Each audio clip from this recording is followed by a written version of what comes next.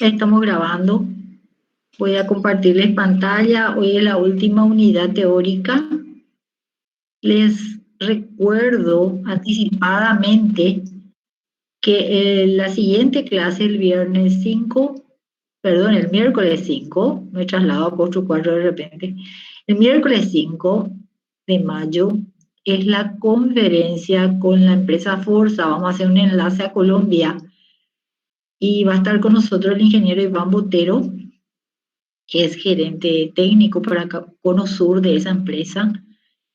Les invito a que participen porque es lo último en tecnología que llegó a nuestro país, que ya hay edificios construidos con esa tecnología y él nos va a hablar de toda la generalidad de la bondad de la tecnología. Está en 30 países, incluyendo Estados Unidos, Canadá, Arabia, Cono Sur completo, ¿verdad? Europa también.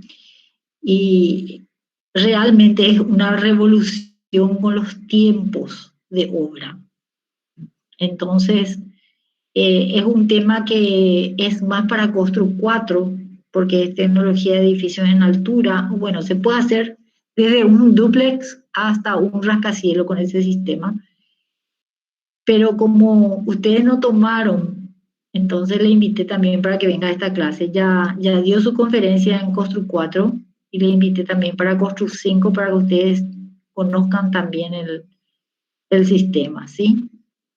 Y voy a compartirles pantalla y vamos a empezar con nuestra charla de hoy, que es sobre contrato y licitaciones. Y después, el siguiente miércoles, de la charla de Forza, lo que es el 12, es nuestro parcial.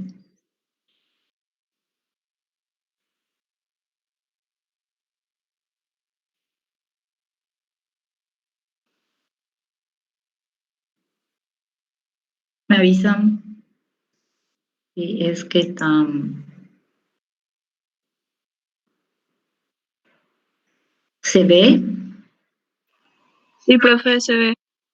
Bueno, ahí nos ocupamos entonces contratos y licitaciones, concursos que forman parte, ¿verdad? Especialmente contratos del material anexo, documentación anexa al proyecto ejecutivo. Y licitaciones y concursos veremos también cómo es que se aplica esto, ¿verdad? Que estuvimos viendo, esta documentación, cómo se aplica en licitaciones y concursos. Si bien es un tema que nosotros, son dos temas que nosotros tocamos someramente porque van a profundizar más en Constru 6, ¿verdad? Nosotros sí o sí tenemos que hablar de esto porque forma parte de nuestro contenido principal, que es la documentación anexa al proyecto. Entonces vamos, contratos. Vamos a ver tres tipos básicamente de contratos aplicados a la construcción.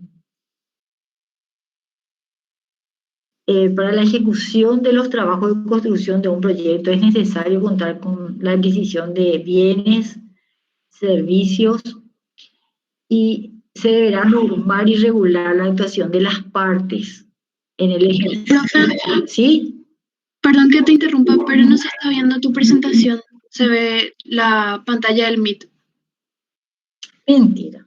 Recién me dijeron que se veía. Bueno, voy a dejar de compartir y voy a hacer el proceso de vuelta. Y voy a dar acceso ahí. Recién me dijeron que se veía cuando les Se veía la pregunté. pantalla del Meet, profe, A no de la ver. presentación.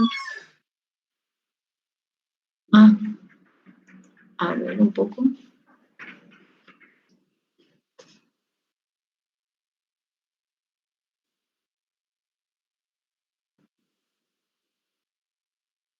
Avísenme si se ve.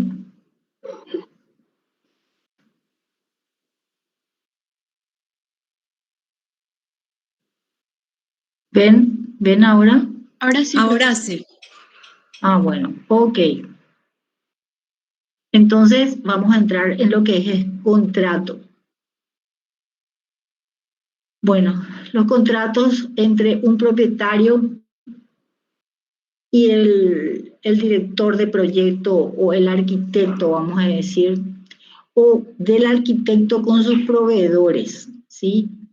Y tenemos básicamente tres tipos de contrato: a precio unitario, a precio alzado y por administración. ¿En qué consisten estos? El contrato a precio unitario es un método de contratación en el cual se establecen los conceptos que son los rubros a construir, ¿verdad? Son las obras, las partes de obra, el listado de rubros, ¿verdad? Que son las partidas a ejecutar, también se llaman partidas a ejecutar en el proyecto, y sus precios, los precios unitarios. Nosotros en la planilla de presupuesto vamos a tener los precios unitarios de cada rubro, o sea, de cada actividad para la construcción de la obra. Y cada actividad vamos a lograr obtener el precio unitario. Precio unitario, ¿qué quiere decir? Por metro cuadrado, por metro lineal, por metro cúbico. Pero este precio unitario se convierte en un precio parcial o total cuando nosotros le aplicamos a los costos directos e indirectos la utilidad. Ahí obtenemos el precio. Siempre se trabaja primero con los precios unitarios, que multiplicado por la cantidad de cómputo métrico. En cómputo métrico tenemos las cantidades totales que requieren la construcción del proyecto. Entonces, si hay una variable de un costo, por ejemplo, cemento, combustible o mano de obra, que influye en prácticamente todo el proceso constructivo de una obra, estos precios unitarios sufren modificación. Entonces, es una forma de realizar un contrato de obra, es por precio unitario. Si hay una variable en uno de esos costos, va a variar nuestro precio unitario. Entonces, multiplicado este precio unitario que ha variado, porque varió la mano de obra, por ejemplo, o varió el combustible en su precio, y eso afecta a todo, porque todo se transporta a obra, toda la materialidad, las herramientas, la maquinaria, todo se transporta, entonces sufre un incremento y eso afecta al precio unitario. Entonces, este tipo de contrato es uno de los contratos que se aplican a todo tipo de obra, desde la más pequeña hasta la de mayor envergadura. Y digamos que es una forma más segura de realizar un contrato de obra. En los trabajos o en las licitaciones públicas de obras del Estado, normalmente este contrato está limitado en su variabilidad, más menos 20%. Del 20%, la ley 2051 reglamenta que no puede variar un contrato a precio unitario, porque si varía quiere decir que hay un problema ya en el proyecto, o no se computó bien, o aparecen nuevos rubros que no fueron contemplados. Entonces, si la variable es más del 20%, ¿verdad? Normalmente la obra para porque ya supera lo que dice la ley. Siempre hay excepciones, pero esa excepción tiene que ver, por ejemplo, con la importancia de la obra. En estos tiempos que tuvimos que hacer muchos hospitales, ¿verdad? Por la pandemia, se pudo haber tenido un precio unitario, un precio por metro cuadrado de esos hospitales. ¿En qué pudo haber variado el precio unitario? Pudo haber variado, por ejemplo, en la localización de ese hospital. Todavía no se tenía bien definido dónde iban a estar localizados, en todos los departamentos de la República, en qué ciudades se iban a construir, y después otra vez dentro de esas ciudades en qué terreno específico. Como eso todavía no se tenía visualizado, se pasaron los precios de hospitales, ¿verdad? Se licitaron los precios con este contrato de precios unitarios. Y en el caso que hubo una variable muy específica en algunos de los lugares, porque el terreno presentaba un declive vamos a decir, toda la parte de nivelación era más de lo que se pudo haber contemplado, era muy específico, por la premura y la necesidad de la construcción del hospital, la ley prevé, ¿verdad?, de que pueda haber excepciones, pero eso tiene que estar demasiado justificado, incluso por el ministerio que estaba licitando, en este caso el Ministerio de Salud, ¿verdad?, por la UOC de ese ministerio, la Unidad Operativa de Contrataciones, con anuencia de la Dirección Nacional de Contrataciones Públicas, la DNCP. Entonces, vamos a decir que es el contrato que más justo, porque uno tiene los precios y tiene las cantidades, pero ustedes saben que una cosa es el papel, otra cosa es la obra. Cuando uno replantea la obra o que le faltó 5 centímetros, le sobró 5 centímetros. Esa variable mínima que puede ser 2, 3, 4 centímetros, 5, lo que ustedes quieran, mínimo, por la cantidad de metros, ahí es donde se ve si supera el 20% o no del precio de oferta. Por supuesto que todo tiene que estar justificado, ¿verdad? Entonces puede variar por encima hasta el 20% y por debajo también.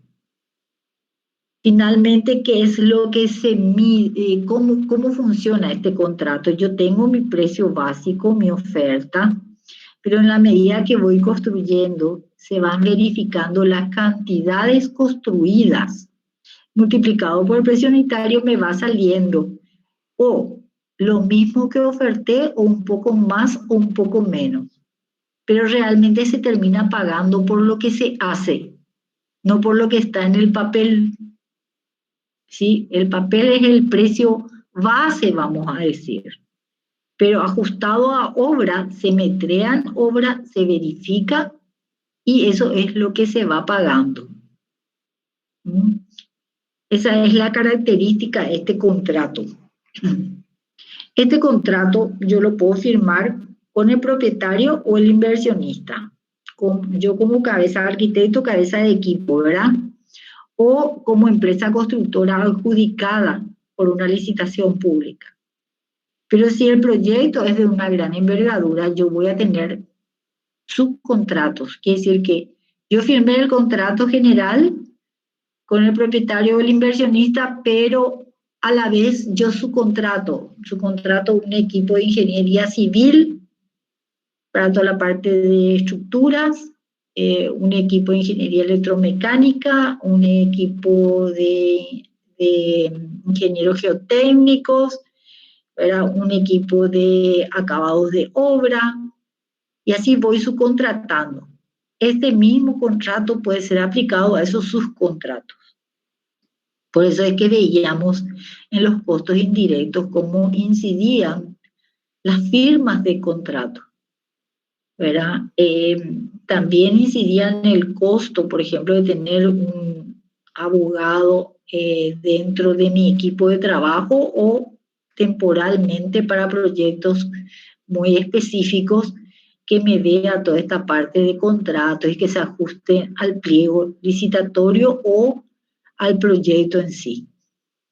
Entonces, esos son honorarios que se contemplan dentro de los costos indirectos. Entonces, ven cómo la firma de un contrato tiene que estar revisado o redactado por una persona que tenga este tipo de conocimiento, que no siempre son los arquitectos. Vamos a ver, cualquier cosa, por favor, me interrumpen.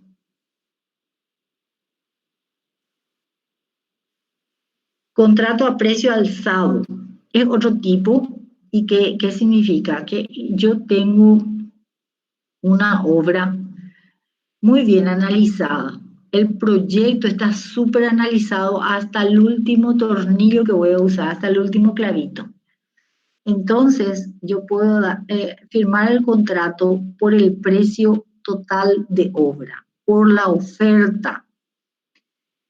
Se aplica muy bien a obras pequeñas. Por ejemplo, les digo, cuando ustedes ven esos anuncios que dicen, te construimos tu casa por 100 millones de guaraníes en tu terreno. Es ese modelo de casa, ese proyecto de casa, sin ninguna variable, por 100 millones. Ese es un precio alzado, o llave en mano le llaman también a este tipo de contrato. Entonces, se aplica cuando uno siempre está haciendo, por ejemplo, en el caso de viviendas sociales, un mismo modelo, un mismo prototipo se va replicando, replicando, replicando. Entonces, está todo muy bien analizado, hasta el último gramo de cemento que voy a utilizar en cada obra. Yo puedo lanzar un precio único por vivienda sin temor a equivocarme ni que me falte ningún rubro. Porque si me equivoco, igualmente tengo que construir la obra por el precio que pasé. O sea, no contempla variables en su precio, tampoco en el proyecto que voy a construir. No hay variables en metros cuadrados o en metros, por decir, no hay variable en precio, no hay variable en nada. Por eso se llama a precio alzado. Tiene su pro y tiene su contra. Su contra es que yo no me puedo equivocar. Como profesional no me puedo equivocar porque lo que me equivoque va a salir de mi utilidad. Y su pro es que yo de antemano sé exactamente mi ganancia, ¿verdad? Y se firma un contrato ya incluyendo el proyecto exacto. Entonces, también el propietario sabe exactamente cuánto le va a costar. No hay forma de salirse de ese precio. ¿Se entiende esto? Muy rara vez ustedes van a poder aplicar y no es recomendable que lo hagan un contrato a precio alzado a una obra de envergadura, porque una obra de envergadura tiene demasiadas aristas a contemplar, que por más que uno tenga, no sé, cuántas veces en la vida nos va a tocar construir hospitales o construir un aeropuerto o un puerto, ¿verdad? O sea, son proyectos muy específicos y no se pueden aplicar un precio alzado, porque tiene variables, tiene aristas de repente que imposibilitan la aplicación para ese tipo de obras. Si no queremos hacerlos locos, podemos hacerlo, pero no es recomendable.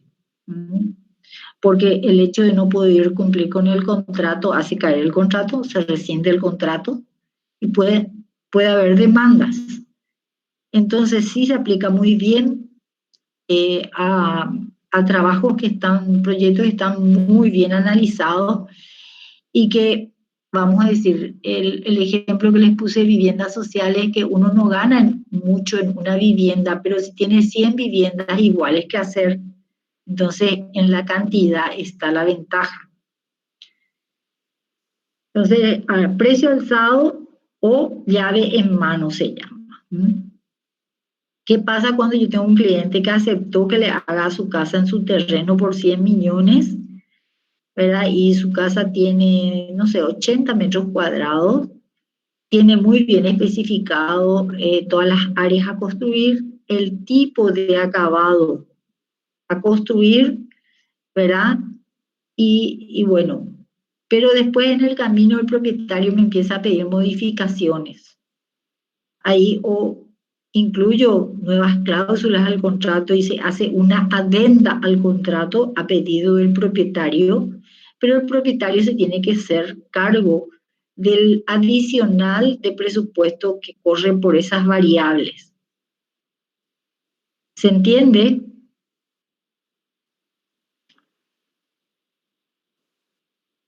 ¿Hola? Sí, profe, se entiende. Bueno, y acá hay un poco de literatura explicando lo que estuve yo explicando, ¿verdad?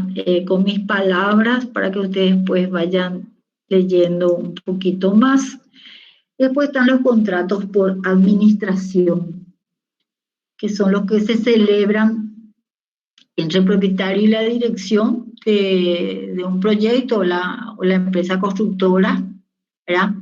¿Y qué pasa en este contrato? ¿Qué es lo que administramos nosotros los profesionales, los arquitectos en nuestro caso? Administramos los desembolsos que están tipificados en el contrato. Yo firmo el contrato con mi cliente y lo primero que se dice es un anticipo o un adelanto. Es la primera parte del dinero que tengo que administrar. Administro el dinero, ¿verdad? Y tengo que especificar muy bien ese anticipo o adelanto en qué se va a gastar. Yo presento un plan de trabajo con los sucesivos pagos. Por ejemplo, en 3 pagos. Un anticipo del 30% del monto total, después otro 30% llegado a tal avance de la obra y el 40% restante, ¿verdad? O se puede hacer otra entrega al 30%, son 90% ya al finalizar la obra y queda ese 10% de garantía de vicios ocultos, ¿verdad? Es que no me van a ir descontando de los anticipos y de las diferentes entregas. Y eso se cobra después a satisfacción cuando se estipula cuánto tiempo de vicios ocultos se va a guardar para cobrar ese 10% que queda. Lo que hace este contrato es la entrega por parte del propietario de un dinero al profesional y el profesional ya establece para qué va a usar. Compra de materiales, provisión de herramientas, de maquinaria, lo que sea, y pago de mano de obra. ¿Qué pasa? O sea que el profesional lo que hace en este contrato es desnudar, mostrarle al propietario el costo de la obra. Acuérdense la diferencia entre costo y precio.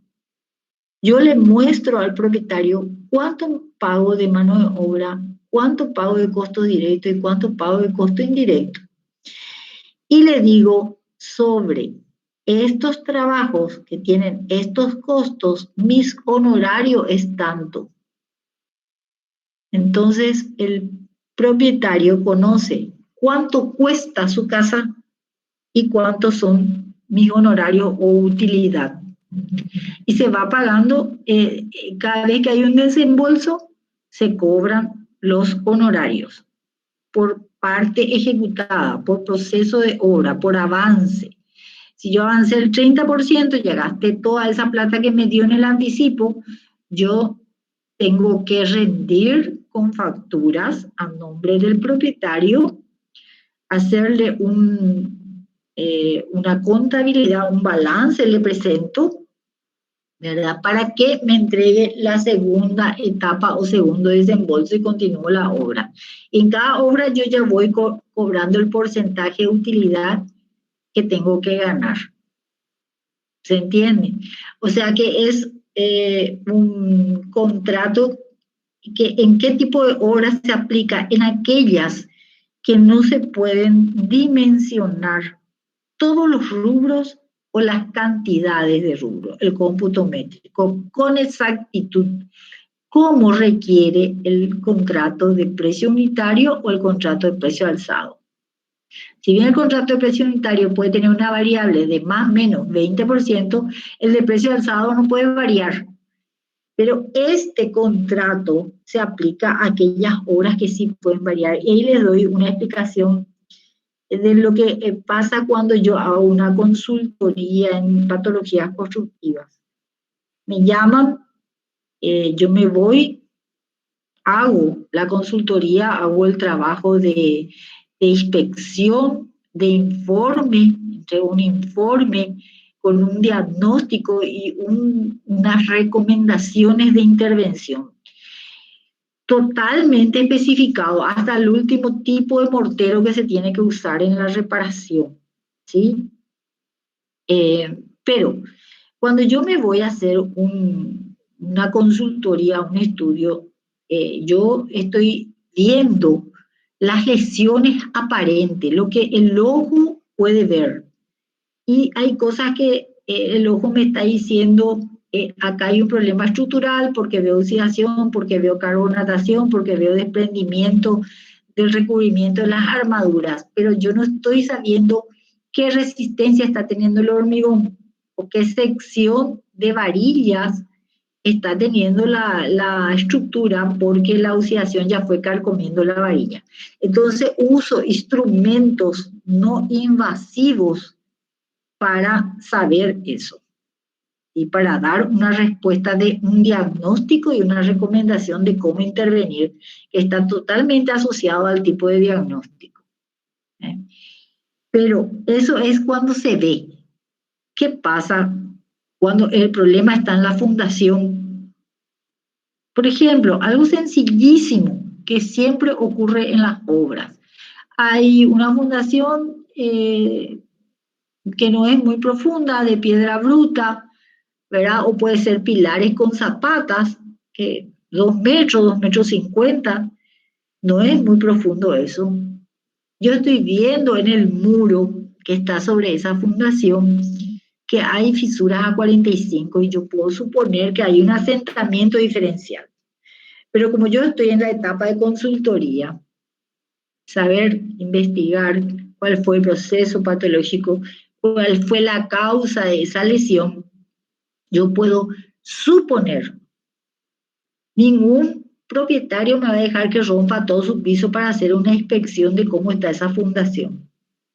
Entonces yo no puedo sacar un cómputo de cuántos cúbicos de hormigón proyectado para calzar esa fundación necesito, o cuánta piedra bruta necesito para hacer una submuración en esa fundación. Entonces esas son las cosas que quedan, ¿verdad? Vamos a decir con la incógnita de la cantidad total. Entonces, ¿qué es lo que yo hago? Le paso lo que yo puedo observar y puedo metrear, se metrea. Se sacan las cantidades totales con el precio.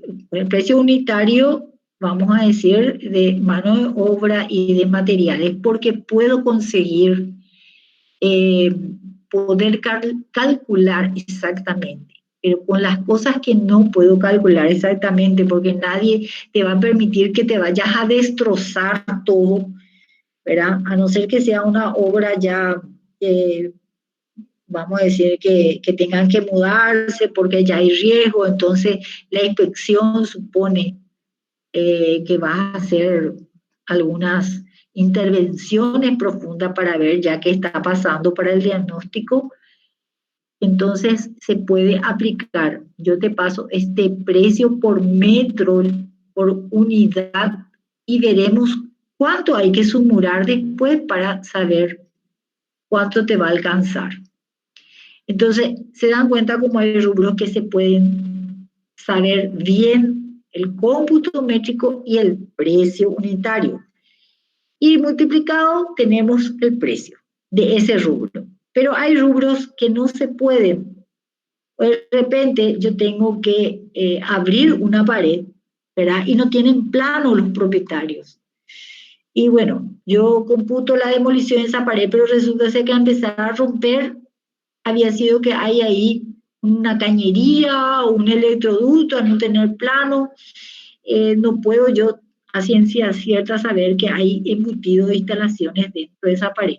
Y eso implica que entre el electricista, desmontar todo eso, y es un rubro que no se contempló. Bueno, entonces uno con la experiencia y el conocimiento puede ir suponiendo y haciendo un listado de rubros que posiblemente vayan a aparecer o no, ¿verdad? Cuando se haga la inspección profunda e invasiva de la obra. Entonces, ¿qué garantía a mí me da? Para eso sirve este contrato por administración. El contrato por administración no te da al final un precio total de cuánto vas a gastar, pero te enlista todos los trabajos y sus cantidades de aquello que se puede realmente medir, y enlista los trabajos que no se pueden medir y que uno está suponiendo, ¿verdad?, de que va a haber una cantidad considerable. Pero no puede medir, entonces al no poder medir, vos pasás por metro, por unidad, pasás el precio. Entonces, tanto el contratista, el arquitecto, como el propietario, ¿verdad?, están ante un contrato, ¿verdad?, que les ampara igualmente, porque se ponen de acuerdo de que yo al abrir la fundación, ahí recién voy a poder saber a ciencia cierta cuántos metros cúbicos de piedra de hormigón proyectado o de tierra tengo que empezar a apisonar para estructurar otra vez toda esa fundación que tuvo un asentamiento diferencial. Eso se le explica al propietario, el propietario va entendiendo el proceso y acepta las reglas del juego, ¿verdad? Pero ya sabe cuánto es por unidad el costo de ese trabajo. Lo que no sabemos es cuánto hay que hacer. Eso es lo que no sabemos a ciencia cierta. O sea, el cómputo es el que no tenemos a ciencia cierta de esos trabajos.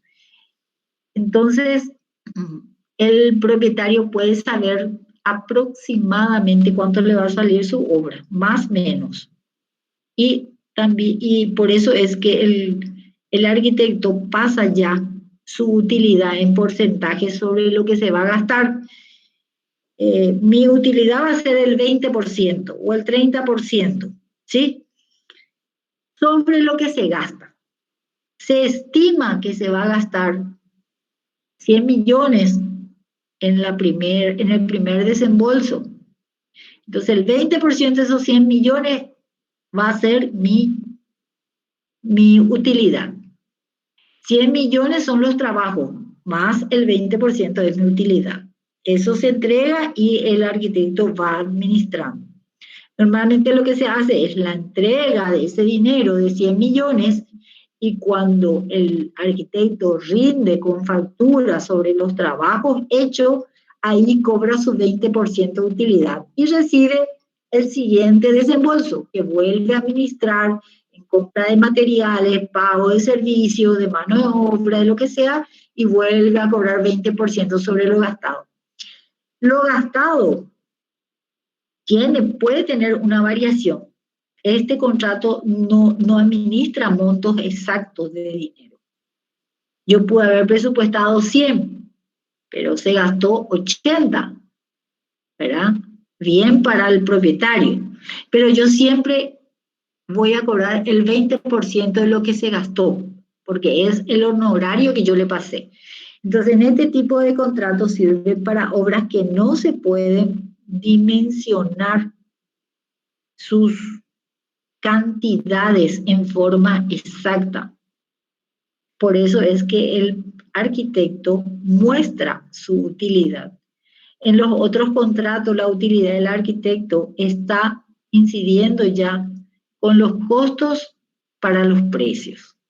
Está oculta la cantidad o el porcentaje de utilidad del arquitecto. En cambio, en este contrato uno muestra su utilidad. Me ampara a mí, profesional, porque no es que va a salir de mi bolsillo, si había sido que yo dije que se iba a inyectar un cúbico de hormigón y salió 1,5 que se tuvo que inyectar. Esa no me ampara porque es algo que yo no puedo medir, ¿verdad?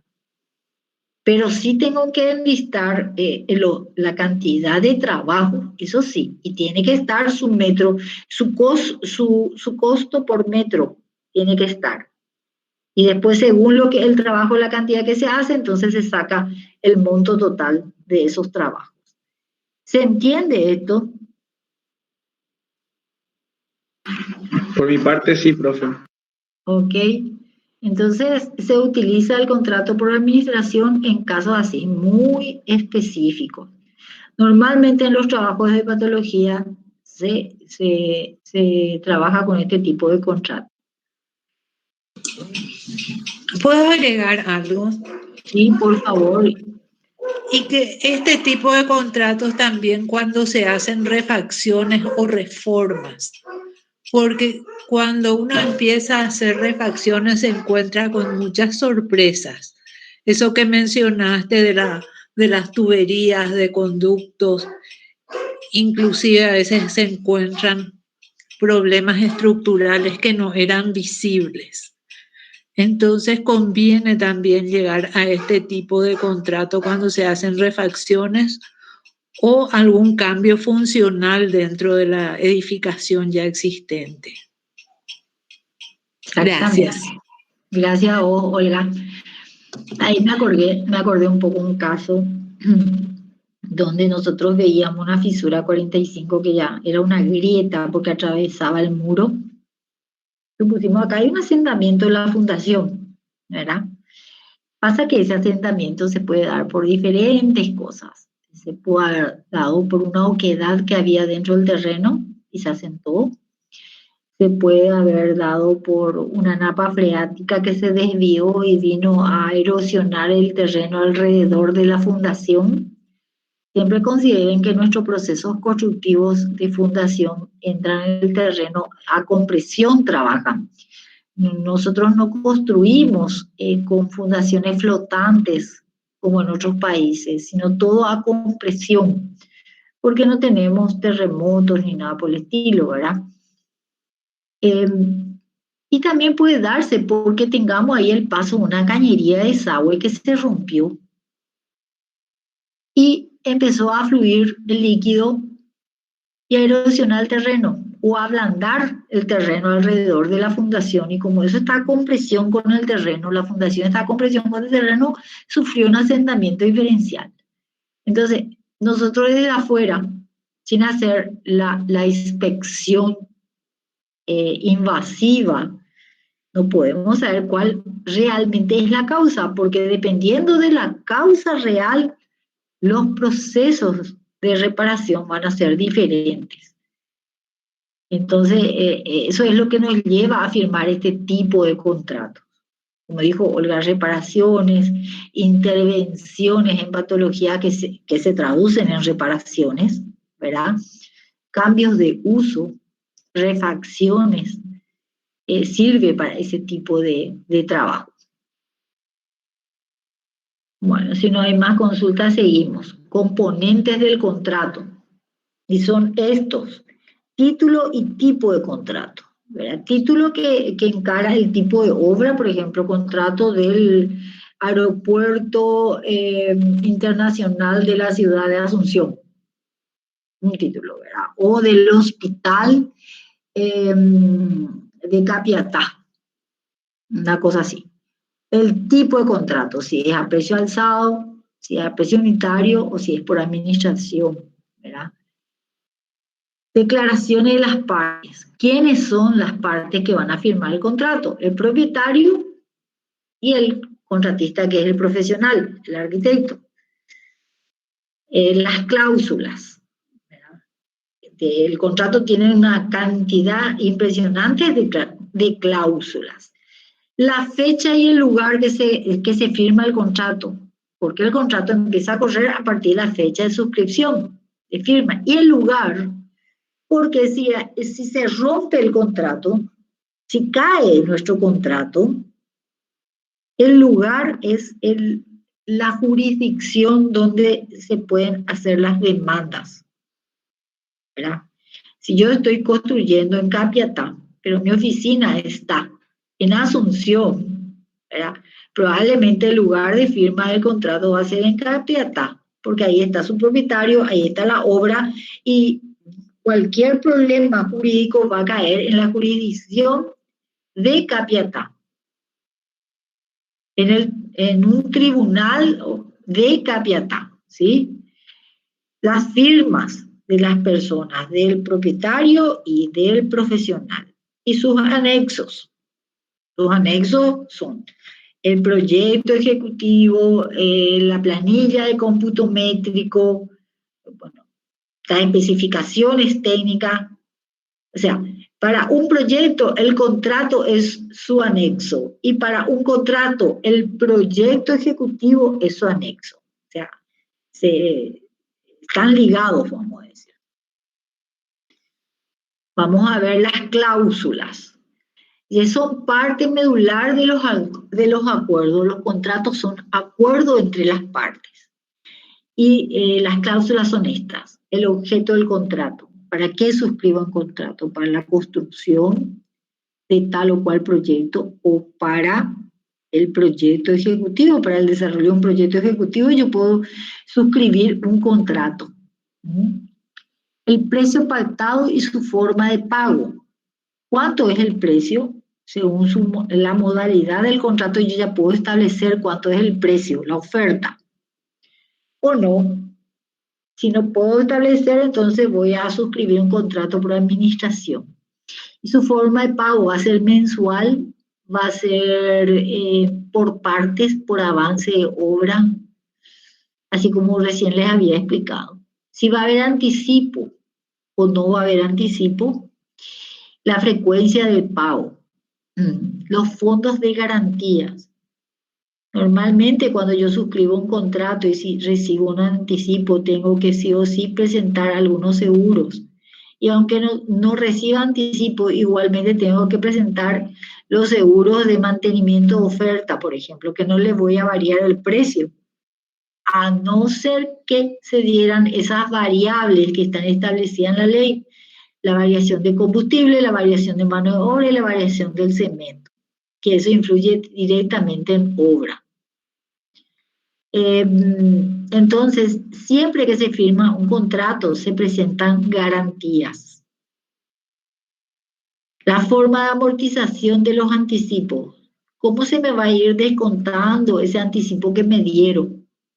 En el caso del contrato por administración no se descuenta porque yo uso todo el anticipo. Rindo al propietario sobre documentos legales y recibo otro desembolso. Y de vuelta a administrar otra vez el dinero del propietario y a rendir de vuelta para el siguiente desembolso.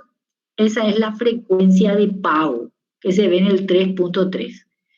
Si, por ejemplo, es a precio unitario, yo digo que mensualmente, en base al avance de obra, voy a ir cobrando, pero yo ya recibí un anticipo. Ese anticipo a la firma del contrato me dan ¿para qué? Para movilidad, para todo lo que es costos indirectos. Movilidad, compra ya de materiales e inicio de los trabajos, ¿verdad? Y llega el mes y yo no gasté todavía toda la plata del anticipo, pero ya vamos a decir que avancé en la obra un 20%, ¿sí? Del 30% que me pagaron como anticipo, 20% yo ya gasté, pero yo sigo reteniendo 10%. Entonces, ese 10%, ¿cómo se va a amortizar a lo largo de la obra? Es la forma de amortización de anticipo. Entonces, se va en cada certificación de avance de obra mensual, lo que hacen es ir amortizando de acuerdo al avance. Entonces, se termina la obra y se terminó de amortizar ese 10% de anticipo que me quedaba en el bolsillo. Fórmulas escalatorias. Esto tiene que ver cuando hay variables establecidas por el Banco Central, el BCP. Ellos establecen las fórmulas escalatorias dentro de un contrato, que son las fórmulas que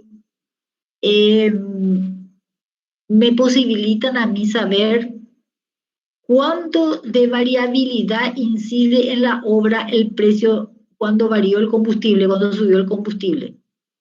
O si es que no me pagan a tiempo, ¿verdad? ¿Cuánto de interés yo puedo reclamar? Porque muchas veces, por ejemplo, el Estado va al contrato, vamos bien con el avance de obra, que esto, que lo otro, y después se empieza a atrasar en el pago, el ministerio, quien sea que te adjudicó la obra, ¿verdad? Y también se establece la periodicidad de los periodos de pago. Porque si vos estás gastando todo el anticipo, después ya empezaste a gastar de tu utilidad, de tu bolsillo. Entonces, no son las reglas de juego. Entonces vos podés después pedir un resarcimiento económico por intereses, por atrasos de pago, podés pedir, siempre y cuando vos no pares tu obra. Porque si vos la primera vez que tu contratante se atrasa en el pago, vos ya parás la obra, eso también está tipificado en el pliego de base y condiciones. Normalmente, para las obras públicas, en el sector privado uno puede establecer como quiere, pero en las obras públicas te dicen que 2 meses el Estado puede dejar de pagarte el certificado de obra, de avance de obra, y vos tenés que tener la capacidad financiera para no parar la obra, para continuar trabajando. Después de los 2 meses, te tiene que pagar, o si no, vos parás la obra. Y el tiempo que se dilate de ahí en más en pagarte lo que hiciste, vos podés por ese tiempo pedir intereses. Entonces, toda esta fórmula lo establece también el Banco Central de acuerdo, ¿verdad?, a la fluctuación del costo de dinero y de acuerdo también al porcentaje que varió el cemento, el combustible o la mano de obra. La forma de control, si va a haber un fiscal, un supervisor, cómo se va a controlar la obra, ¿sí? Administración y pago de los trabajos extraordinarios. De repente surgen imponderables, ¿verdad? Y si tenemos esta cláusula, nosotros podemos dar pie a estos trabajos. Lo que no está en el contrato no existe. Entrega y vigencia de las fianzas y seguros. De repente la obra se extiende más allá de lo que está establecido en los seguros y uno tiene que extender su póliza también. Reglamento y condiciones generales y particulares de la contratación. Después, los tiempos de ejecución de los trabajos, los cronogramas de obra. Penas por incumplimiento o premios por rebasar los objetivos fijados. Si yo tenía que entregar en 6 meses la obra, pero entregué en 7 meses, y ese 1 mes de atraso se debe a mi incapacidad o mi ineptitud, bueno, ahí me van a cobrar una multa. Pero si se debe a situaciones climatológicas, no es mi culpa y no me cobran ninguna multa. Pero ¿qué pasa si yo tengo una empresa constructora muy ejecutiva, muy bien organizada, ¿verdad? Y termino 15 días antes la obra, entrego 15 días antes del límite del cronograma. Si tengo yo dentro de mis cláusulas esto de premio, que habla de premios, se tiene que establecer cuál será el premio, ¿verdad? Y puedo reclamar el premio. Si no se menciona el premio, olvídense de reclamar. Cláusula de calidad de los servicios. Esta cláusula de calidad de los servicios está directamente relacionada a las especificaciones técnicas que establece la calidad de los materiales, el tipo de mano de obra y los procesos constructivos. O sea, las especificaciones técnicas determinan la calidad de obra. Y esta es la cláusula de calidad de los servicios. Normas y reglas en materia de seguridad, de salud ocupacional, medio ambiente que se aplicarán en la vigencia del contrato. Muchas veces toda la parte ambiental recae sobre el contratista, sobre el arquitecto, ¿verdad? O tenés que sacar el permiso de impacto ambiental si es que el proyecto todavía no tiene, o si tiene un permiso genérico, ¿verdad? Después, si el contrato dice que te corresponde a vos ir a sacar la licencia, entonces tenés que hacerlo, pero eso ya depende de cada proyecto y de cada pliego de licitación o de cada pliego de concurso. Las reglas de confidencialidad de ambas partes. Muchas veces se hace una obra monumental, multimillonaria, y yo como contratista tengo que respetar la confidencialidad de quién es mi cliente o quién es el grupo de inversor. ¿Sí? No quieren que se sepa quién es el que está invirtiendo millones de dólares en la obra. Y bueno, tengo que respetar, no puedo andar contándole a todo el mundo. ¿Sabes qué? Estoy trabajando para un grupo de argentinos que trae plata al país, que son los inversionistas y son fulano, mengano y sultano. Me tengo que, una regla de confidencialidad entre las partes. Programas y plazos de suministros parciales y totales. Si yo me voy entregando, el proyecto es muy grande, me tengo que ir entregando por partes para que se vayan habilitando ya esas partes, ¿verdad? De eso se trata esto de programas y plazos de suministros parciales o totales. Domicilio para oír notificaciones. Siempre hay una correspondencia constante entre el contratante y el contratista. Entonces tiene que ser bien clara mi dirección, mi correo electrónico, mi número de teléfono, ¿verdad? O si no, soy una empresa maletín. Jurisdicción del contrato, como les había explicado, si el contrato se rescinde, en qué jurisdicción, en qué tribunal va a caer. Manifiesto decir la verdad en cuanto a mi, por ejemplo, una de las cosas donde se suele mentir es en el listado de funcionarios de mi empresa que tienen IPS, ¿verdad? Cuando dice quién va a ser el residente de obra y se le pone al arquitecto como residente, al arquitecto director se le pone como residente de obra, mentira. Es mentira porque el arquitecto director de esa empresa constructora lo que hace es visitar todas las obras que tiene. No es que va a estar todo el día en una sola obra y las otras que me importa. No existe eso. Entonces esa es una mentira. ¿Y qué es lo que ocurre? Que se le pone en IPS, ¿verdad? Al director general de la empresa como residente y al residente real no aparece. Entonces es como una falta de decir la verdad. Por eso es un manifiesto de que un contrato uno no puede mentir, ¿verdad? Pues está haciendo declaraciones. No contravenir leyes, reglamentos vigentes en la materia. Y es una declaración de buena fe.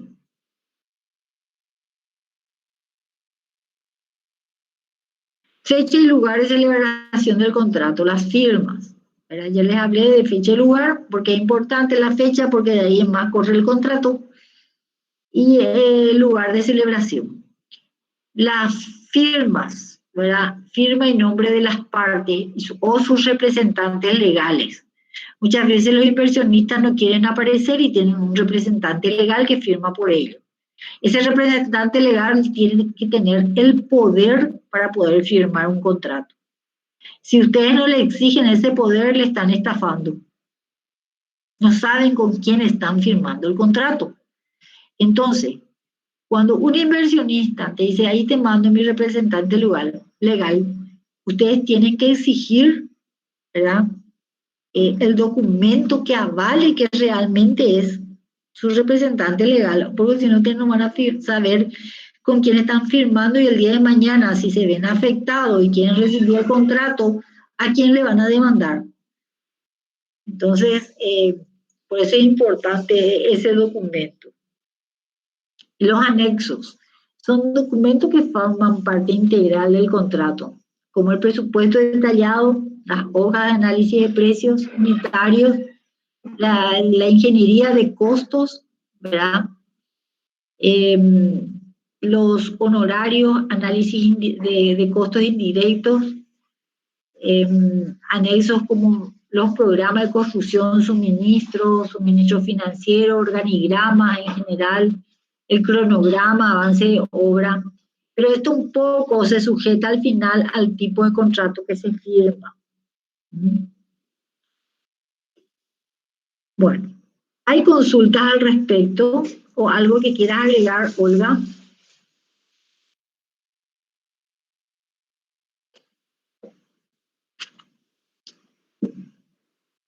¿Hay consultas? No podía abrir el micrófono. No, me parece que está demasiado claro todo. Y sobre todo eso del representante legal y esa firma cuando uno dice que no falta a la verdad. A menudo he visto que se hacen proyectos donde el arquitecto dice que se hizo la medición que coincide y en la realidad no es así. Por no sé qué circunstancia aún no ha habido grandes problemas legales al respecto, pero pueden llegar a suceder y muy graves, puesto que si esa medida no está cumpliendo y llega a haber algún problema técnico grave y él firmó que era, puede ser grave. Sí. Solamente quería hacer ese comentario que realmente uno tiene que cuidar lo que firma. En licitación pública, por ejemplo, hay una declaración de conocer el sitio de obra. Y se fija un día para la visita al sitio de obra donde se va el terreno de implantación, ¿verdad? Y la gente, hay veces que se va y hay veces que no se va.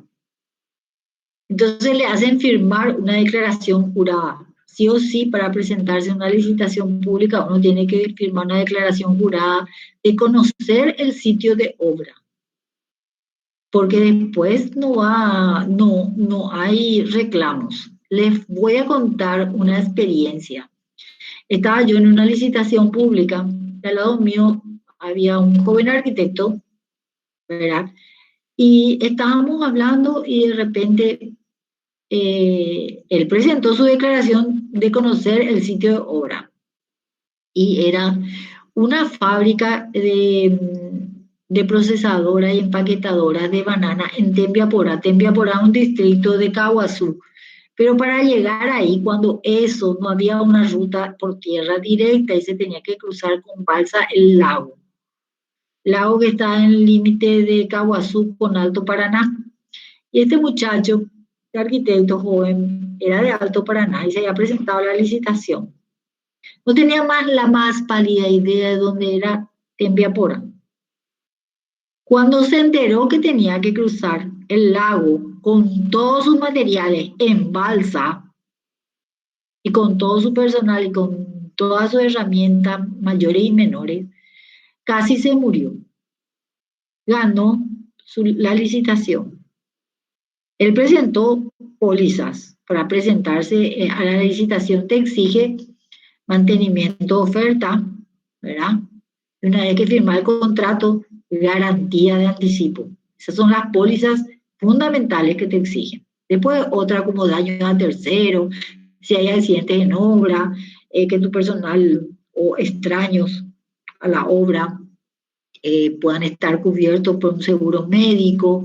Bueno, entonces son otras pólizas que se tienen que entregar, que se describen perfectamente en el pliego de licitación. Él si ahí decía, no voy a firmar el contrato, se le iba a ejecutar su póliza, ¿verdad? De fiel cumplimiento. ¿Por qué? Porque estaba malobrando la licitación pública. El tiempo es dinero, acuérdense, se tenía que volver a llamar o se tenía que analizar o traer el comité de evaluación, tenía que analizar toda la oferta para darle a la segunda mejor oferta. Son tiempos que caen, ¿verdad? No inicia la obra, no se puede firmar el contrato, no se puede adjudicar. Entonces él dijo, sí, voy a hacer la obra. Yo pensé que por el camino se iba a truncar la obra. Resultó ser tan buena persona que no solamente hizo la obra y asumió los costos del transporte en balsa, sino que ayudó a la comunidad a empoderarse de ese proyecto y a trabajar en esa planta procesadora para sacar mejores productos y mayor cantidad de productos para comercializar. Tembiopora es un distrito totalmente bananero, ¿verdad? En Caguazú. Así que imagínense todo lo que significa esa cláusula de decir la verdad. Significa dinero otra vez. En los contratos todo es dinero. Bueno, si no tienen alguna duda, voy a seguir avanzando. ¿Pueden abrir su micrófono y darme un retorno, por favor?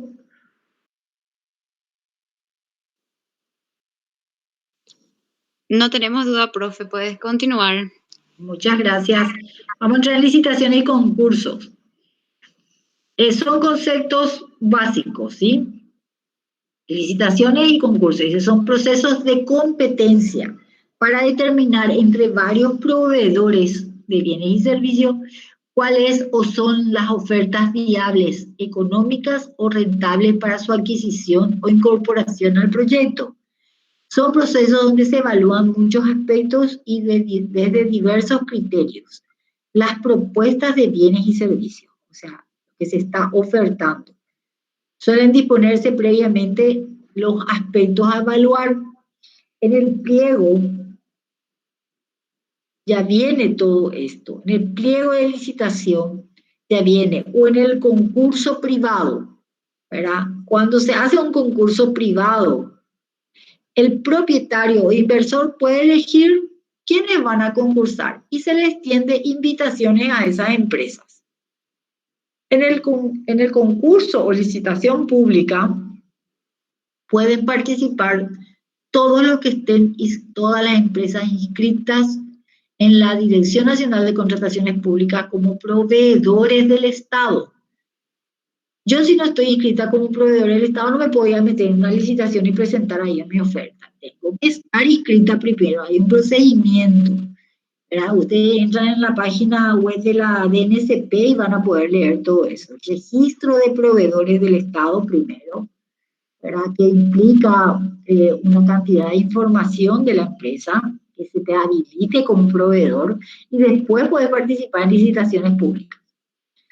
Como nuestro mercado es tan chico, nuestro país es chico, entonces todas las empresas que trabajan en el sector privado también trabajan en licitaciones públicas para el sector público. Entonces, ¿qué es lo primero que se determina en una licitación? El tiempo de entrega. Cuando va a presentar tu oferta, se estipula el día y la hora. Vos llegas un minuto tarde y está cerrado, no podés entregar tu oferta. Y te quedaste colgado sin poder concursar con todo el gasto que hiciste, porque se gasta para presentar una oferta. Son horas de trabajo que hay que pagarle al profesional que está trabajando, ¿sí? Las especificaciones de lo requerido. Quiere decir que en el pliego aparece específicamente qué es lo que hay que ofertar. Y la oferta. ¿Y se acuerdan que era la oferta? El concepto de oferta era el precio más el impuesto IVA. Es un solo número, ¿verdad? Un solo monto que determina el precio. El precio total más el IVA es la oferta. Yo no puedo presentar como oferta un precio que no tenga IVA porque voy a tener que absorber el IVA. Entonces hay que tener muy claro el concepto de oferta. Estas son las tres cosas básicas, que es lo primero que te describe el pliego de licitación. Para poder evaluar los aspectos, estos aspectos y otros, suelen establecerse comparaciones entre las propuestas, entre las ofertas, ¿verdad? En el sector privado, en el concurso privado, el inversor o el propietario puede optar por lo que él más le guste, por lo que él más quiera o por quien tenga mayor confianza. Nadie le puede objetar que le adjudicó la obra al mayor precio, porque es su dinero. Pero en el sector público, siempre la ley 2051 dice que se tiene que adjudicar, a la mejor oferta. ¿Cuál es la mejor oferta? La que cumple todos los requerimientos del pliego y presenta el menor precio. O sea, ya están dadas las condiciones de juego a las que todos los oferentes se van a someter.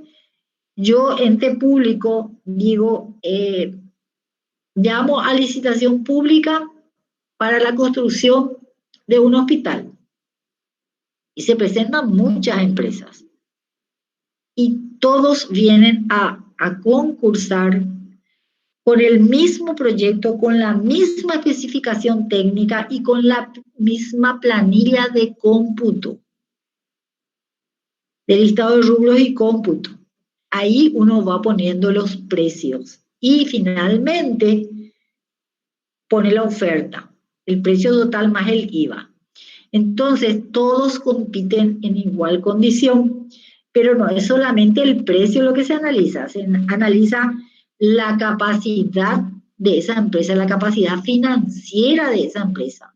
Si es una empresa realmente que tiene la envergadura para poder realizar esa obra, ¿sí? Porque si no, es mentira lo que me está ofertando.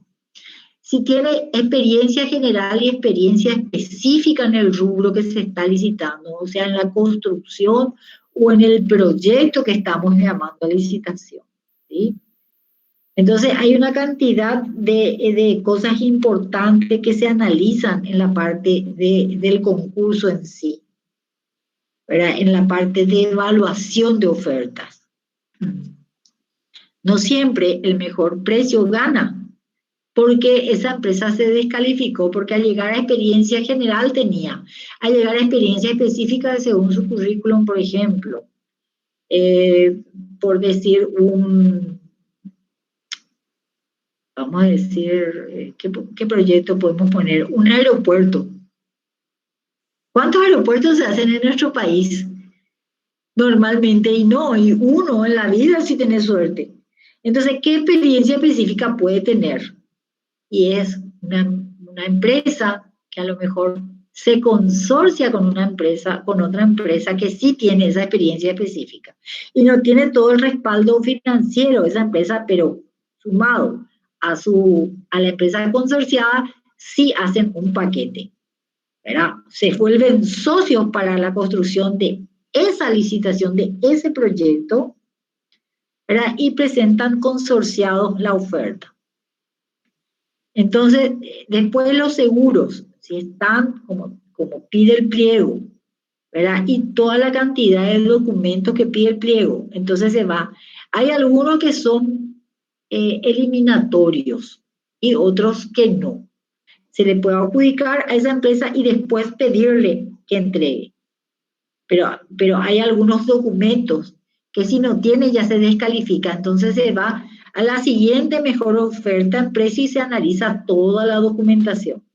¿Qué pasa? Yo dije que tenía experiencia específica, pero llega el momento de respaldar mi currículum y no tengo documentos que respalden. Yo puedo decir que soy máster en tal lado, doctora por tal universidad internacional, que esto que lo otro. Y después a la hora de presentar mi título rivalidado acá en el país, resulta de que no tengo el título. Entonces cae mi experiencia específica. Y dependiendo de la envergadura del proyecto, eso es eliminable o no. ¿Me entienden? Veamos qué más. Bueno, acá hay una cantidad de literatura que tiene que ver con lo que le estaba explicando con mis palabras, ¿verdad? Y vamos a esta. En una licitación se deben implementar y requerir los siguientes documentos. Información de las condiciones básicas de contratación. ¿Quién es el cliente o patrón?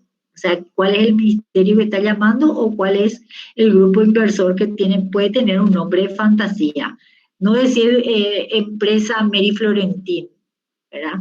Sino puedo decir empresa MF, tiene un nombre de fantasía que no me identifica, pero en el contrato sí está la identificación total de mi persona. El domicilio del proyecto a ejecutarse, leyes y reglas a las que estará sujeto el concurso y la ejecución de ese proyecto. El tipo de propuesta requerida, el tipo y formato de contrato, los planos del proyecto o la parte que se tiene que cotizar, las especificaciones completas del proyecto, alcance y cumplimiento de los requerimientos de calidad, ¿verdad? Estas son las cosas que el contratante está poniendo en el pliego y que yo tengo que cumplir para ofertar. Alcance y cumplimiento de requerimientos de seguridad, ¿verdad? Dependiendo de la envergadura del proyecto, yo voy a tener un equipo de seguridad, de control de calidad de materiales, de control de, acceso al sitio de obra, guardias de seguridad, en lo de salud también, ¿verdad? En el tema de cuidado del medio ambiente, especialmente esto cuando se hace en fábricas o plantas procesadoras o laboratorios.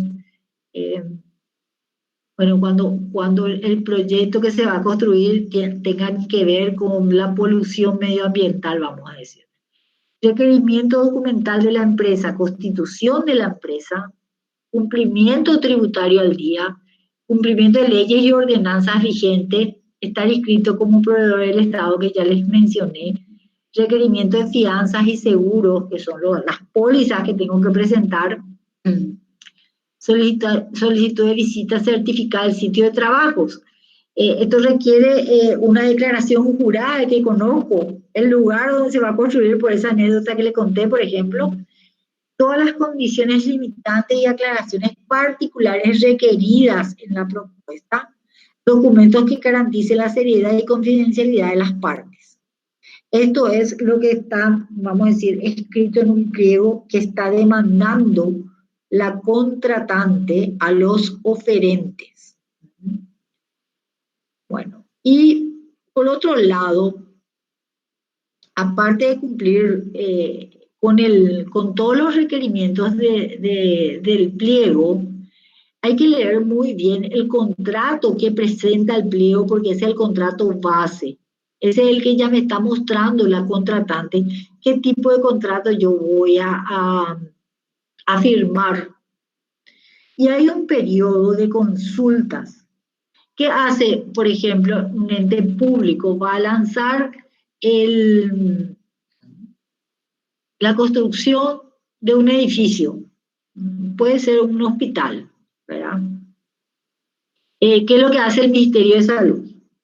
Prepara el proyecto, la planilla, prepara todas las especificaciones técnicas, el tipo de contrato que va a tener que firmar la empresa adjudicada, ¿verdad? Tiene que ver que Hacienda le habilite el presupuesto de inversión, porque estamos hablando de ente público dependiente de Hacienda, la plata para la construcción. Entonces, cuando tiene todo eso, manda a la DNSP, a la Dirección Nacional de Contrataciones Públicas. ¿Qué hace Contrataciones Públicas? Verifica todo, si está toda la documentación que tiene que tener el pliego. Entonces ahí la DNSP le da un código al Ministerio de Salud, donde le habilita a alzar al portal su proyecto para la construcción o su llamado, ya sea para el desarrollo del proyecto ejecutivo donde Salud lo que presenta es el requerimiento de lo que necesita o un anteproyecto y ellos necesitan el desarrollo del proyecto ejecutivo con todos sus cálculos, o ya tiene todo el proyecto ejecutivo desarrollado y lo que necesita es la construcción, ¿sí? Entonces, ahí te habilita la DNSP después de haber analizado todo lo que vos estás requiriendo para licitar, lo que vas a licitar, y te da un código. Y con ese código vos podés alzar al portal. Entonces, hay un periodo donde se publicita el llamado a licitación y de consultas.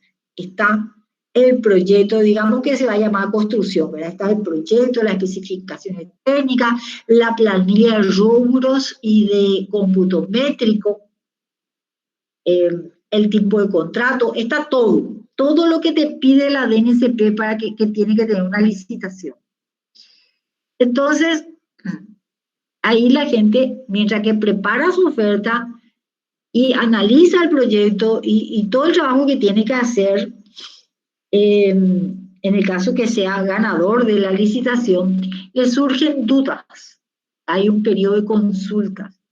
Esas dudas se mandan a la DNSP dentro de ese tiempo establecido por la DNSP, en el pliego. En el pliego te aclara todo eso. Que hace la DNSP, consulta con el Ministerio de Salud, en base al ejemplo que estábamos poniendo, le consulta. La consulta de un posible oferente y la respuesta se publica otra vez en la web de la DNSP para que todos los que están queriendo ofertar en esa licitación, el día de la apertura de la licitación, puedan les sirva esa consulta a todos los que están trabajando en sus ofertas para presentar el día de la apertura de la licitación. No es que a mí nomás me responde en forma pública para que todos sepan.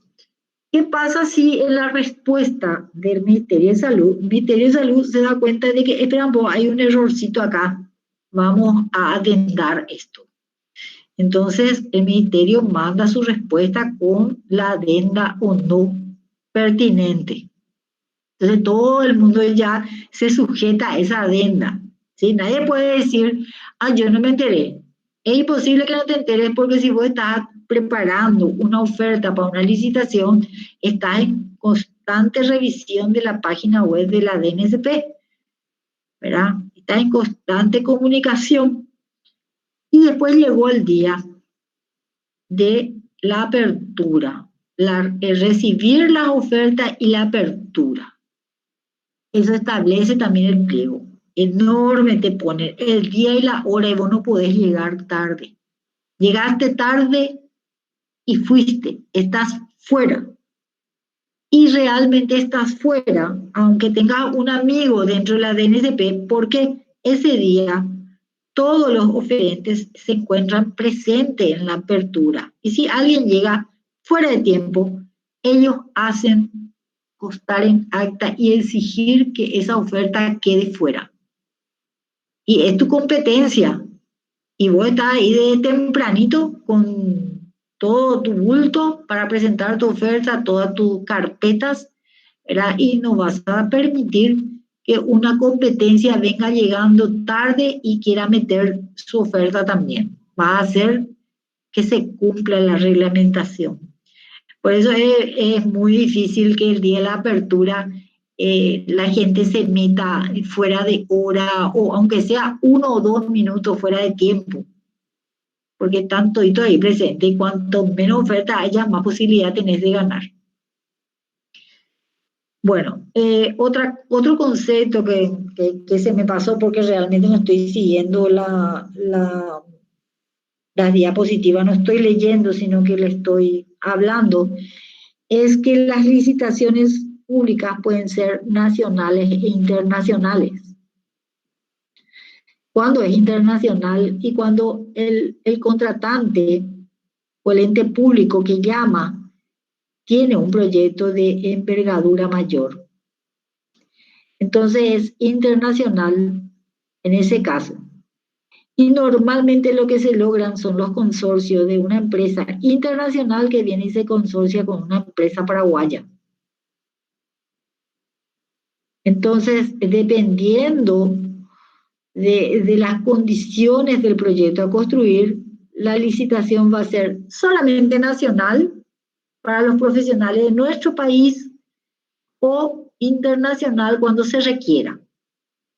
Yo tuve como en la mesa de evaluación de una licitación pública internacional, que fue cuando se llamó a licitación pública para la construcción de los 78 bloques del barrio San Francisco.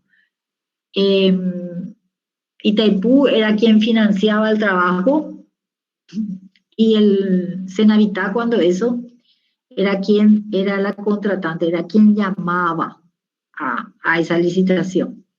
¿Por qué fue internacional?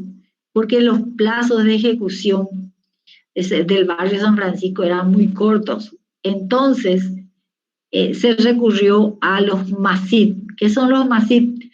Son los materiales y sistemas industrializados y prefabricados.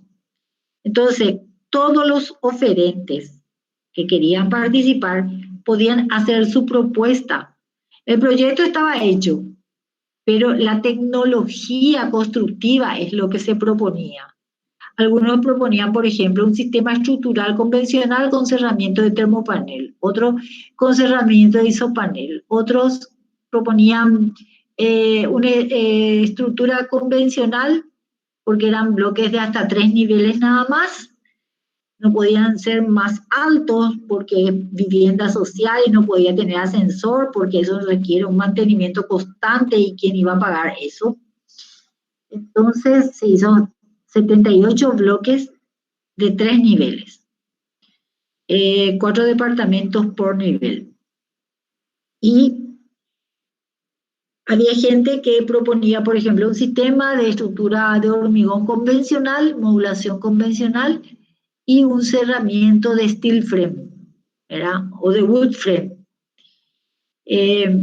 Finalmente ganó justamente la tecnología que nos van a dar la charla el miércoles que viene, que es un sistema de encofrados modulares, livianos, ¿verdad? Que se carga hormigón, o sea, el sistema luego ya viene así para cargar losas y muro todo junto. Y ellos proponían hacerlo de hormigón celular, ¿verdad? Porque el hormigón celular es un hormigón térmico que no permite traspasar el calor a los ambientes interiores. Y no se podía competir en los plazos constructivos con esa tecnología, porque cuando el hormigón convencional usando acelerantes nos permiten desencofrar en 10 días, 12 días, este sistema nos permitía desencofrar en 12 horas. Cada nivel era el único que podía cumplir los plazos de ejecución. Y por esos plazos tan ajustados de ejecución que estaba demandando el Estado paraguayo, es que se llamó a estas tecnologías industrializadas y prefabricadas. Entonces, con una tecnología tradicional de estructura de hormigón y cerramiento de mampostería, se iba a duplicar o triplicar el tiempo de ejecución de obra. Y por eso fue que se llamó con tecnología masiva. Y ahí entraron todas las tecnologías habilitadas por Senavita, cuando eso, hoy MUD, Ministerio de Urbanismo, Vivienda y Hábitat, ¿verdad? ¿Y cuáles eran todas esas tecnologías las que les estuve mencionando? Había isopanel, termopanel, PVC, moldes de PVC, o sea, perdón, encofrado definitivo de PVC con hormigón, hormigón celular con este sistema Forza, estructura convencional con steel frame, ¿verdad?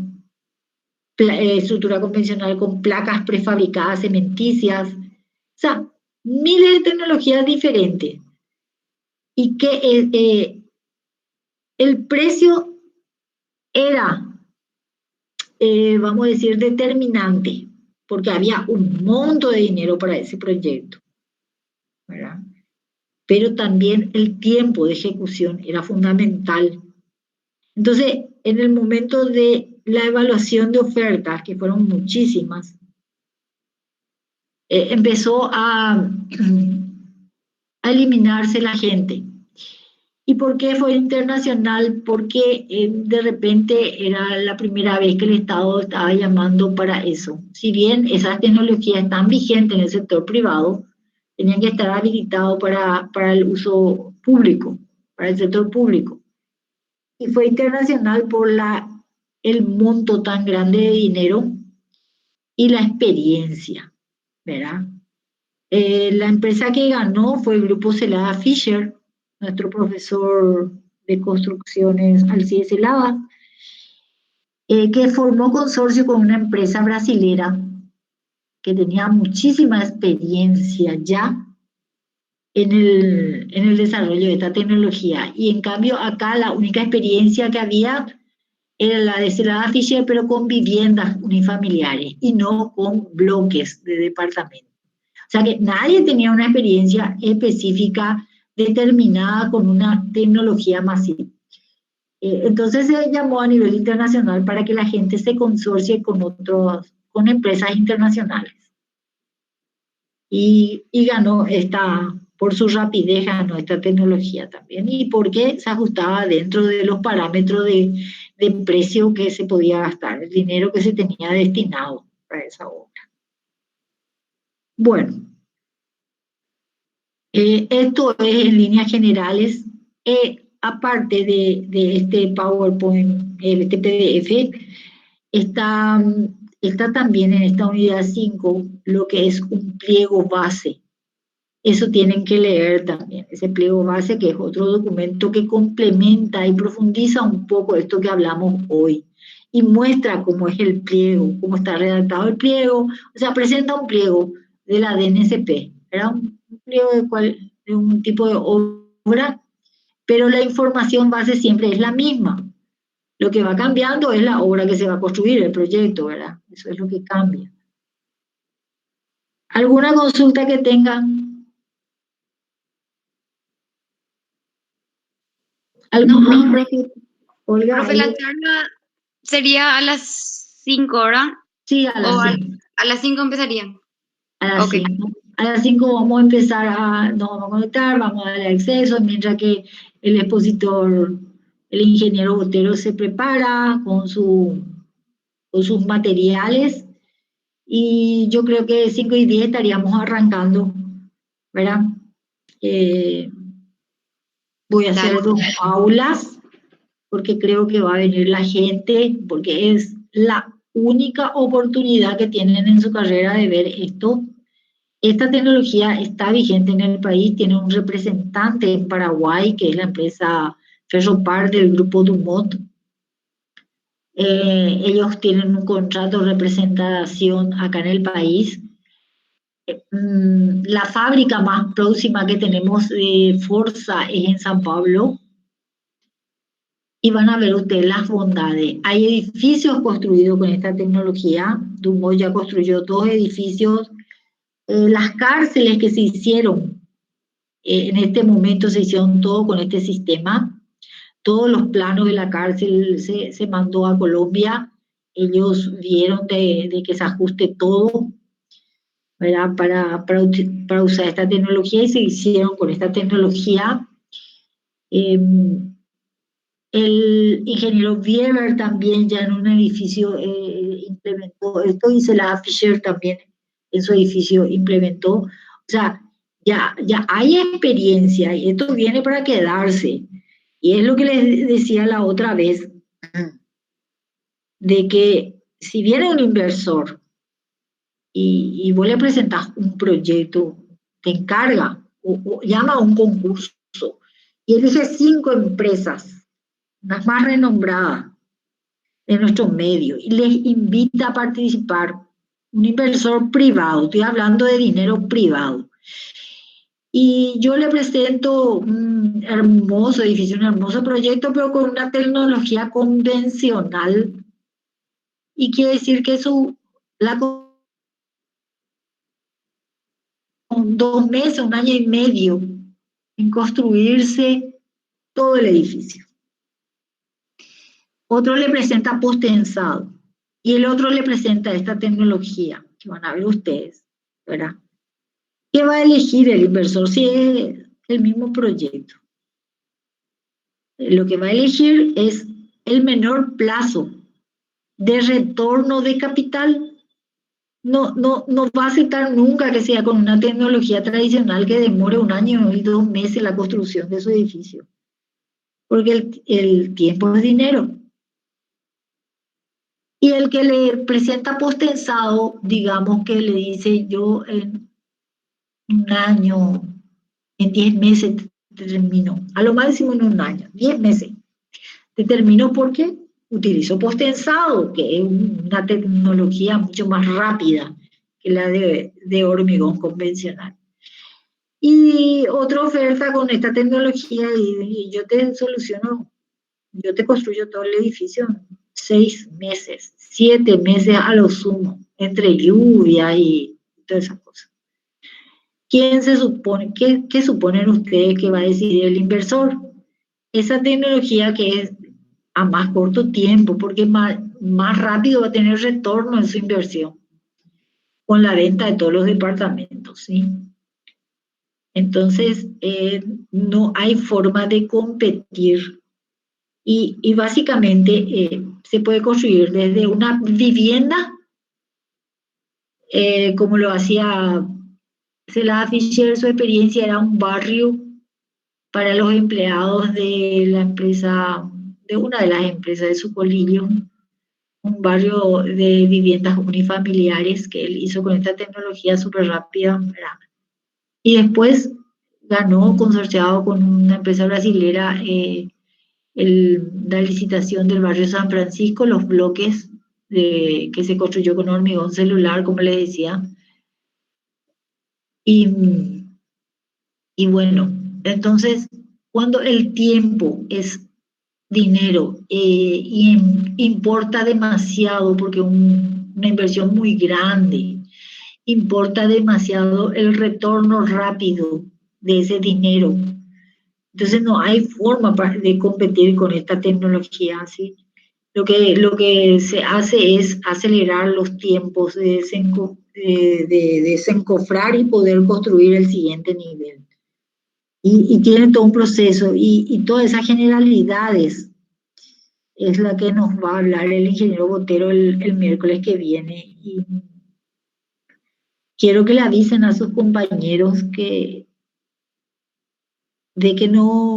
yo sepa, no hay otra cátedra que va a presentar esta conferencia. Solamente son generalidades, pero el tema es conocer, ¿verdad? Después vos querés implementar esto en tu proyecto, entonces vas a profundizar más, porque vas a saber con quién contactar, dónde buscar, cómo enterarte más de esta tecnología. Pero las generalidades es lo que nos va a dar. Entonces, si le avisan a sus compañeros, yo voy a hacer 2 clases paralelas como la otra vez hicimos en Constru 4 y salió súper bien, ¿verdad? Y se llenó. Entonces, están cordialmente invitados. ¿Alguna consulta que tengan? No, ya no. Bueno, entonces nos vamos a despedir hasta el miércoles que viene. Hasta el Profe, miércoles, cuídense. Profe, yo tenía una consulta sobre el trabajo práctico. Después de los exámenes, entonces vamos a empezar las correcciones, ¿verdad? Claro, después del examen vamos a empezar nuestra primera clase y ese va a ser creo que hasta el miércoles que viene está habilitado la formación de grupo y subir los grupos, ¿sí? Tenemos que tener los grupos armados. Ahí en trabajo práctico ustedes pueden leer dónde alzar su lista de grupo, que tiene que estar dividido por nivel y por área. Son prácticamente dos grupos que se fusionan y que un grupo hace los dos subsuelo y planta baja y el otro grupo hace planta tipo y azotea, pero se junta todo el trabajo para presentar. Y cada alumno otra vez dice, bueno, yo voy a trabajar en subsuelo, pero voy a trabajar en estructura. Otro grupo dice, yo voy a trabajar en arquitectura, el otro en instalaciones convencionales, el otro en instalaciones especiales. Y cada nivel tiene sus requerimientos y su listado de rubros. Entonces, esa información tiene que estar subida, ¿verdad? El grupo, el listado de personas y qué nivel del edificio y qué área va a trabajar. Eso es importante. Entonces, después del parcial, lo que nosotros hacemos, esa primera clase, ya teniendo toda la conformación de todos los grupos, o si hay grupos que no, que le falta gente y hay otro grupo que tampoco se conformó, ver de fusionar. O sea, nosotros tenemos los docentes que tener el panorama de cómo están conformados los grupos. Entonces, ahí vemos en la siguiente clase, después del parcial, vemos cuántos grupos finalmente quedaron, si se pueden fusionar o no algunos que no están completos, y damos las directivas generales para empezar a trabajar en el TP, en aplicar todo lo que vimos en esta parte teórica y empezar a corregir en cada clase que nos queda, para que hasta que llegue el día de que suban sus trabajos para calificación. ¿Ok?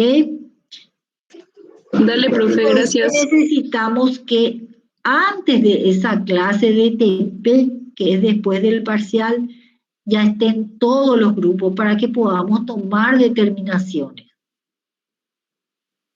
O si no, es imposible empezar a trabajar.